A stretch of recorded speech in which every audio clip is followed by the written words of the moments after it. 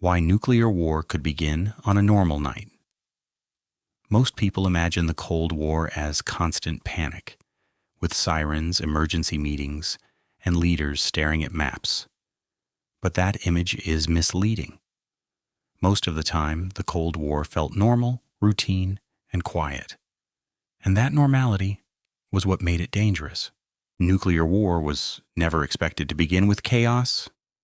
It was expected to begin with confusion, with a signal that didn't quite make sense on a night that seemed completely ordinary. The systems built during the Cold War were designed to react faster than humans. They were created to remove hesitation and eliminate doubt. But by prioritizing speed, they introduced a new kind of risk. Systems do not understand context. They process inputs. And during the Cold War, many of those inputs were unreliable. Early warning radars were primitive by modern standards. They depended on heat signatures, reflections, and incomplete data. Sunlight reflecting off clouds could resemble missile launches. Weather conditions could distort readings. Electronic interference could trigger alerts. The systems were not malfunctioning. They were operating exactly as designed. The real danger was interpretation. Every alert required an immediate answer. Is this real, or is it a mistake? And the system did not wait for certainty. It demanded action.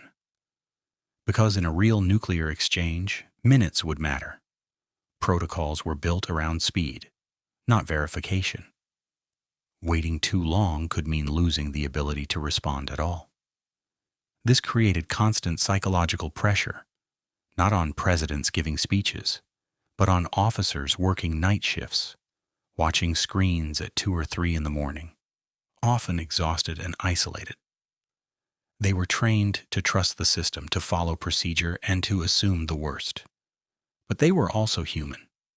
Fatigue, stress, and fear affected how information was processed.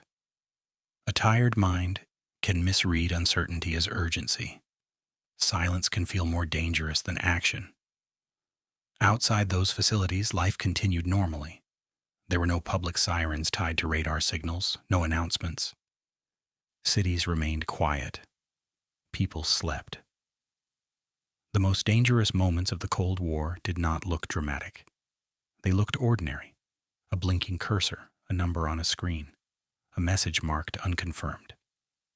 History often focuses on leaders and public decisions, but the true risk of nuclear war lived in procedures and checklists, in the expectation that someone would make the right decision under extreme pressure.